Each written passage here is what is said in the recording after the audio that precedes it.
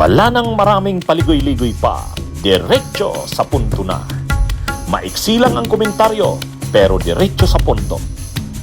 Maraming kuro-kuro, may tiwali, may totoo. Dito, sa puntong diretso tayo. Punto, diretso.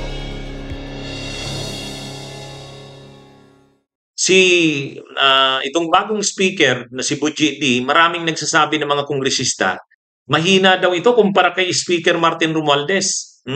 O pag-usapan natin yan. Si Speaker Bujidi, nakakaawa din ito eh. Tahimik, mabait. Hindi ito tulad ni Martin Romualdez na talagang talagang parang hari ng Kongreso. Itong pumalit kay Martin Romualdez na speaker, si Bujidi, hindi, tahimik. Tahimik lang. Hmm. Pero sa tingin naman natin, ginagawa naman ni Bujidi yung trabaho niya bilang speaker. Ang hirap din ang papel niya ngayon bilang speaker kasi ang daming kontrobersyang kinakaharap ang Kongreso, ang Kamara. Pangalawa, paano mo ah, ang mahirap doon sa kanya kay Speaker Bujidi yung pag-balance. Mahirap yung pag-balance eh. Ano yung binabalanse niya? Dalawang bagay. Binabalanse niya na may kampanya laban sa korupsyon.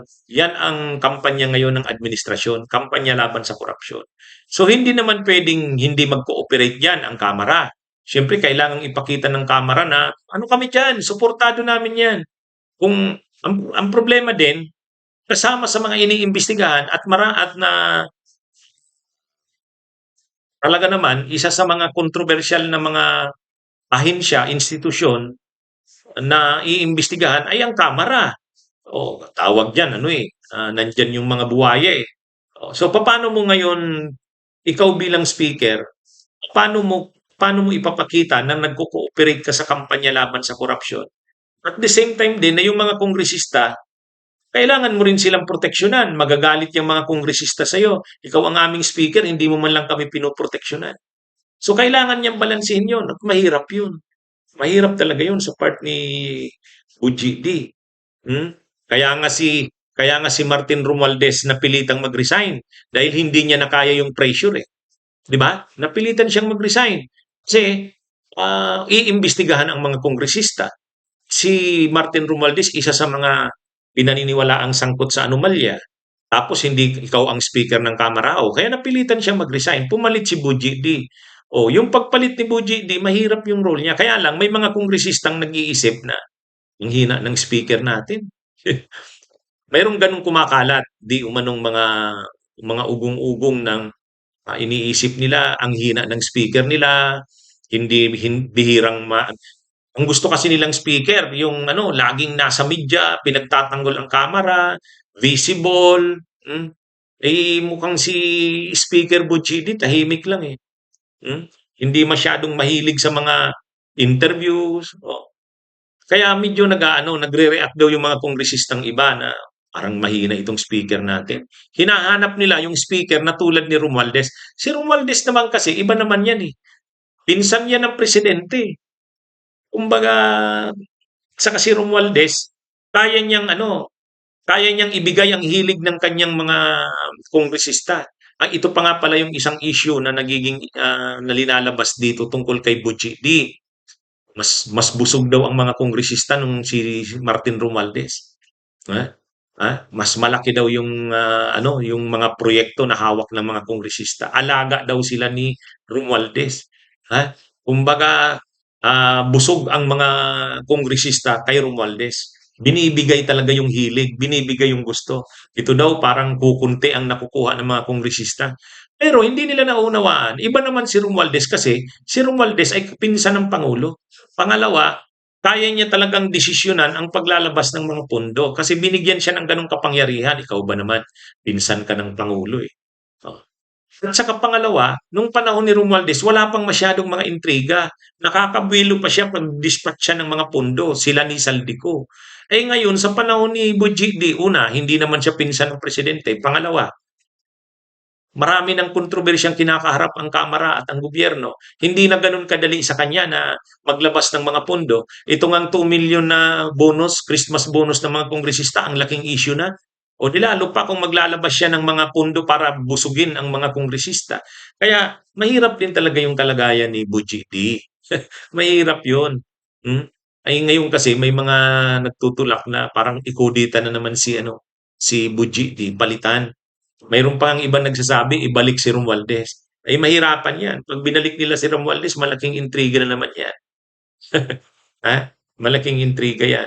Anyway mga kabunyog, mga kababayan, 'yan lang naman yung na-monitor natin. May na mga nababasa tayong mga komentaryo, mga post na parang disgruntled sila. Disgustado ang mga kongresista kay Bujiti. Mahinang speaker daw eh. Pero yun na nga, ang dapat nilang unawain diyan kay Bujiti, mahirap din naman talagang maging speaker sa panahon ngayon. Mahirap din maging speaker sa panahon ng grabing kontrobersyang kinakaharap ng Kamara at ng gobyerno mismo. At mahirap din maging speaker na dahil sa mga anomalya na yan, hindi na rin siya makabuelo sa pagdispatcha ng pondo. Kasi pwede kang laging questionin, pwede kang laging malagay sa intriga, yun. Kaya mahirap. Hirap yung role ngayon ni Bujidi. Ha? Kaya ewan natin kung anong mangyari nitong 2026. Matuloy kaya yung mga pagbabalak nila na malitan na daw si Bujidi. Oh, yung kasi yung yung kasi yung matunog. May matunog na mga bali-balita na papalitan si Bujidi. Pero yun na nga, medyo mahirap yan. Pag ginawa nila yan, lalong magugulo ang kamera. Lalong magugulo ang kamera. Ayan o. Ano ba to? Ayan o. Ito halimbawa, yung tungkol kay Bujidi. Sabi dito sa Abante, malayo kay Romualdez, klima sa kamera, nagbago sa pamumuno ni D. Yan. Yan mga kabunyog, mga kababayan, ang lumalabas. Malayo daw si Bujidi kumpara kay Romualdez. Oo naman. Malayo naman. Pero tingnan nyo naman ang intrigang kinakaharap ni Romualdez ngayon. Siguro ayaw na rin ni Bujidi na malagay pa sa ganun. Ayaw niya na malagay pa sa ganun. Ang dami na ngang problema ng kamera. Gusto niya rin siguro proteksyonan ng kamera. Kung gagawin niya pang uli ang mga dating ginagawa nila Romualdez noon, totoo, matutuwa ang mga kongresista, pero masisira ang kamera. Kaya mahirap din ang balance. Mahirap ang pagbalansing ginagawa ni Bujidi. Okay, mga kabunyog, mga kabayan, magandang araw po sa inyong lahat. Mabuhay po tayo. Bunyog, bunyog, halikan na kasama ka. Bunyog, kapag buklod ay may pag-asa. Luzon, Visayas, Mindanao, isa ang pananaw. Sa bagong Pilipinas ang bunyog isisigaw. Bunyog,